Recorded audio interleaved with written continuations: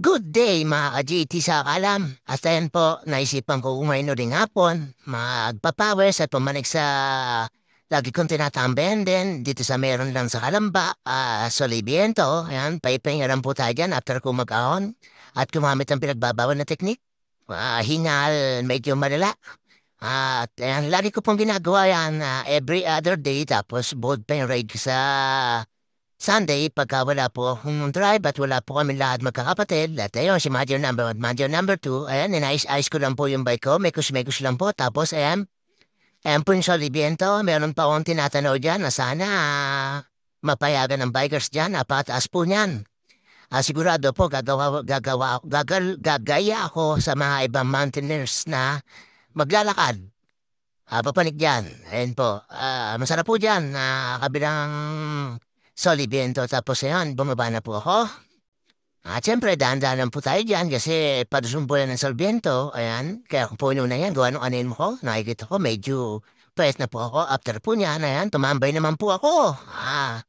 Doon sa taas pa ulit, doon sa may karay kung tawagin dito sa amin sa Pansol, Caramba City, Laguna, Philippines. At ayan, kumuha ko ng tubig yan. Talagang hingal mga dala dyan. Gamit po ang pinagbabawa na teknik dyan.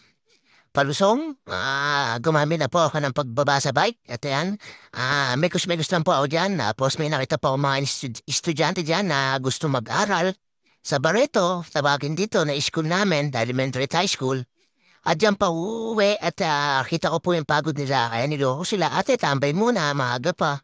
Sabi ba, do pagalitan sila ng nanay nila kasi may gawain bahay pa. Saluto ko sa inyo sa mga estudyanteng napanig dyan. Matyaga nag-aaral, lalo yung high school na nakita kong papanig dyan. Kinatsaga nila yung pagpanig dyan, pagbaba, makapasok lang po. At talaga naman po, napakahirap naman po talaga ang manig dyan eh.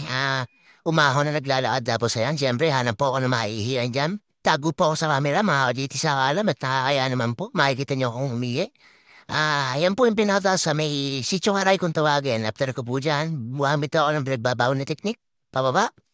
At tumambay ako doon sa pangalawang, tatambayan ko yung meron ng bagong kalsada na ginawa po dyan. Yung nagmay-ari po dyan, Bautista po ang pangalan. Ang pinili pala na naggawa-pagawa po niya, meron po siya lupain dyan sa taas, kaya nagkasemento po yan hanggang sa right po yun ang kanyang lupain dyan. Medyo mataas lang po dyan, pero siya po ang nagpagawa dyan, nagpuunan dyan sa alsada na yan. Napakabait po ng tao na yun, si Mr. Bautista, anak po niya, Tony Bautista. Dati po siya sa taga-Elicor. Malapit po doon yung banilang bahay dati. So yan, napalipas na po sila. Hindi ko alam kung saan po sila napalipas. Siyempre, ayan, kinalikod ko na po yung bike ko para ibaba. Itaas yung crack niya kasi minsan hindi ko talaga kayanin dyan. Kailangan gumamit ng granny. Pag na-granny naman, dire-diretso lang po tayo dyan. At ayan po. May lang po si JT sa kanan dyan. Nagpapahinga-tingal na po yan. Salute po ako dyan sa pawis ko po dyan. Sobra-sobra. At ayan po.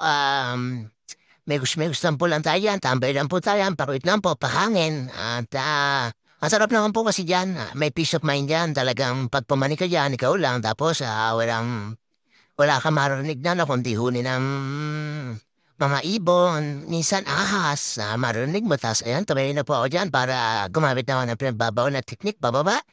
Dahil naisip ko po, tatambay pa uli ako doon sa may kalagitnaan po niya ng Sitio Aray. At ayan, nag-drone po ako. Tinaray ko po mag-drone, nakakatakot po. Ayan, after ko po maglaad, dahil na po yung sinasabi ko sa inyo na yun yung unang ahon na napakatarik po niya. Diyan sa may Sitio Aray kung tawagin. Ayan, lagi ko pong ginagawa diyan, tambayan diyan pag wala akong ginagawa sa bahay at gusto ko magpapawis at ayaw ko pong pumunta sa Los Baños dahil may gagawin po ako or para magpapawis.